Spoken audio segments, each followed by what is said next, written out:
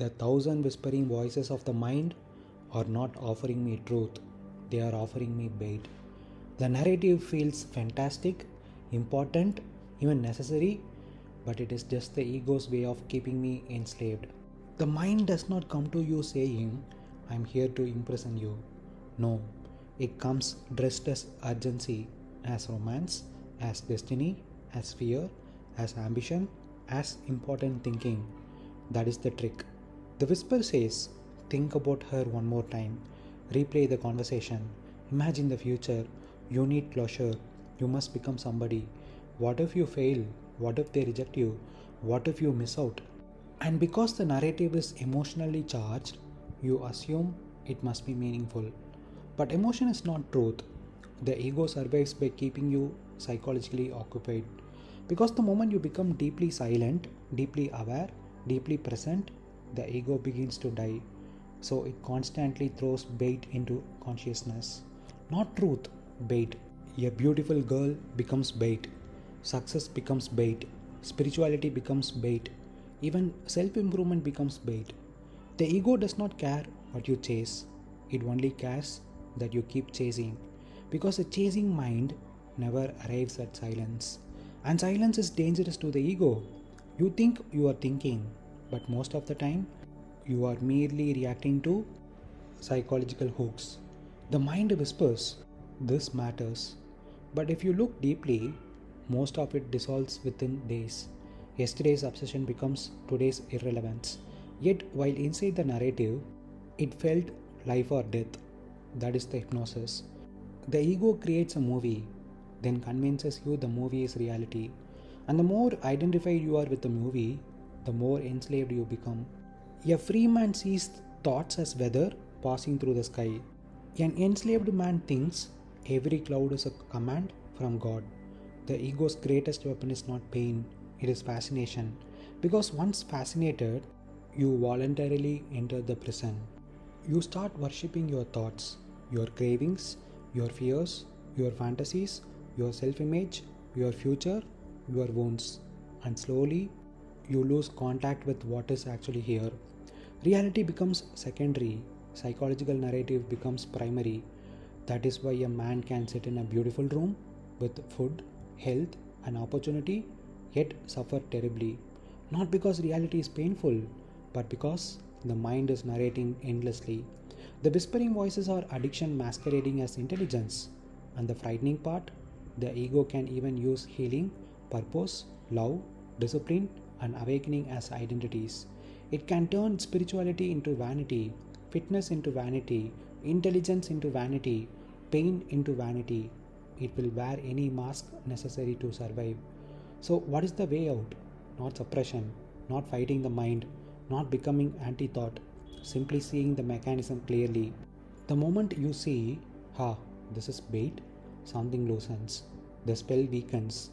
You stop automatically obeying every whisper, and in rare moments, there is silence. Not forced silence, living silence. In that silence, there is no psychological begging, no becoming, no fragmentation, only direct contact with life. That silence is freedom. Imagine a fisherman who never throws a net. He simply sits quietly near the water with 1,000 shining hooks. Each hook has a different bait. One hook glitters like love, another smells like success, another whispers sex, another whispers revenge, another whispers enlightenment, another whispers validation, another whispers becoming somebody. The fish believes, I choose this. No, the bait was designed precisely for its hunger. That is the mind. The ego does not enslave you with chains. Chains are too obvious. It enslaves you with fascination. A chain makes a man resist. A fantasy makes a man volunteer. That is why the prison is so difficult to escape. Because the prisoner has fallen in love with the cell. The whispering voices are subtle. They do not scream, destroy yourself. They whisper, just think about it a little more. And that little more becomes your entire life. You wake up in the morning, immediately the voice begins, like merchants in a crowded marketplace, grabbing your sleeve. Look here. What about your future? What about her? You are behind. You need more money. You must prove yourself. Imagine if they reject you. Imagine if you become extraordinary. Replay the past, fix the past, control the future. A thousand salesmen, a thousand hooks, a thousand whispers, and each whisper carries emotional perfume. That perfume is what traps you. Because if the voice simply said, "Come suffer with me," you would walk away. So it disguises suffering as importance. That is the trick. The ego paints the prison walls gold. It places mirrors everywhere. It fills the prison with dreams, fantasies, identities, ambitions, wounds, cravings, and endless becoming. Then it says, "This is freedom." And you spend your whole life decorating the cage. A man obsessed with woman, a man obsessed with success, a man obsessed with spirituality, a man obsessed with self image. Different prisoners, different decorations, same cage. The voices never want a resolution. Notice this carefully.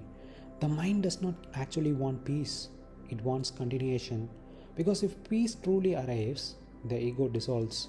So the whispers keep changing shape. When one desire fails, another appears. When lust fades, ambition appears. When ambition fades, fear appears. When fear fades, loneliness appears. When loneliness fades, spirituality appears. Hydra headed.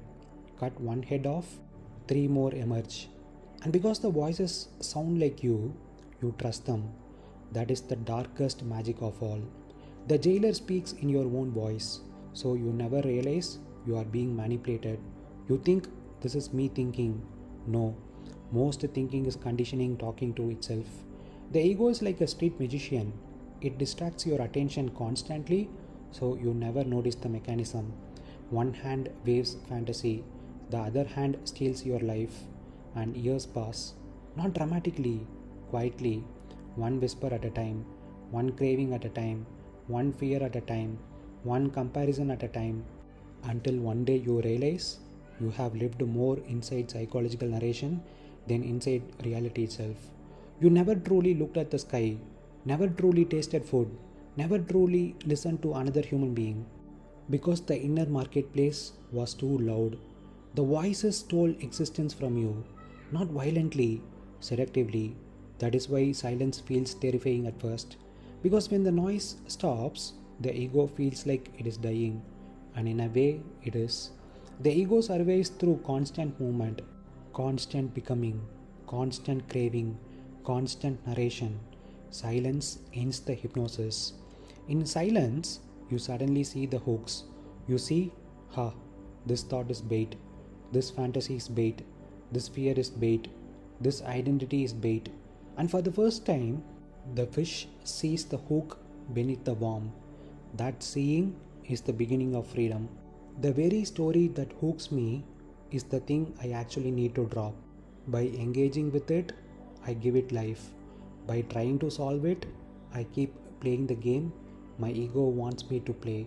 A game with endless levels and no finish line.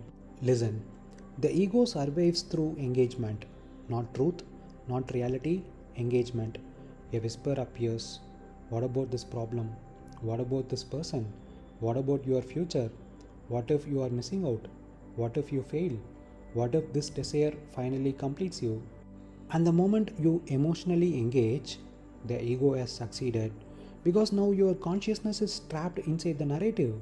The important thing is this: the ego does not care whether you win or lose the game, it only cares that you keep playing. A man obsessed with success and a man obsessed with failure are both equally trapped. Why? Because both are psychologically occupied. The ego feeds on occupation. That is why so many problems never end. You solve one layer, another appears. You satisfy one craving, another emerges. You answer one fear, three more arise. It is an endless video game designed by the mind to prevent silence. And every level whispers, "This next one is the final one." But there is no final level because the continuation is the business model. The ego is like a casino. The casino does not care if you occasionally win chips, it only cares that you never leave the building.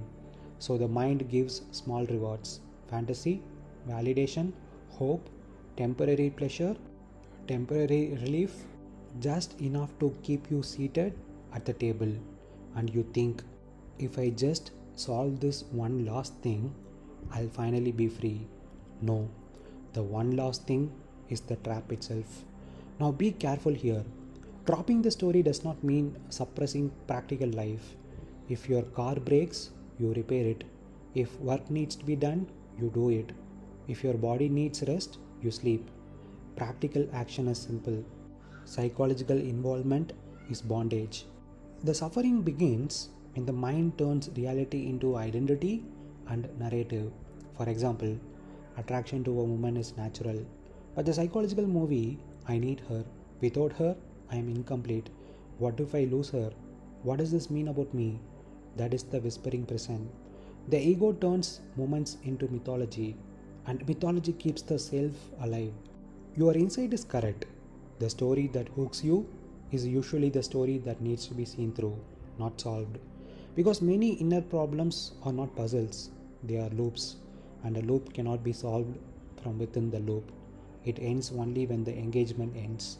The moment you stop feeding the narrative with attention, fear, fantasy, resistance, and identification, something strange happens.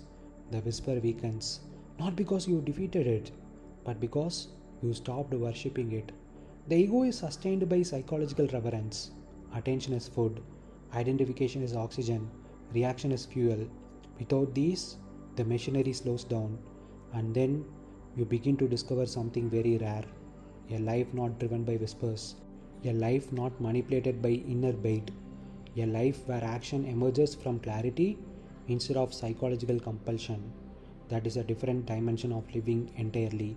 The mind says, follow me, one more thought, one more fear, one more fantasy, one more level, then you will finally arrive. But you never arrive because the whispers were never leading you toward freedom.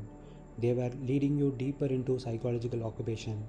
The ego survives by keeping you mentally moving, chasing, fixing, regretting, becoming, fearing, imagining. A man lost in whispers can spend his entire life solving problems that were created by the very mind trying to solve them.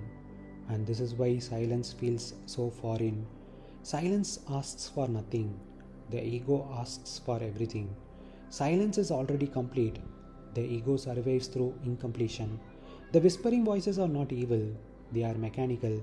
They are old conditioning repeating itself endlessly, trying to preserve the psychological self. The tragedy is not that the voices exist. The tragedy is that you believe every voice deserves your devotion. Freedom begins the moment you realize, I do not have to attend every inner meeting. Not every thought deserves engagement. Not every emotion deserves worship. Not every craving deserves obedience. Not every story deserves continuation.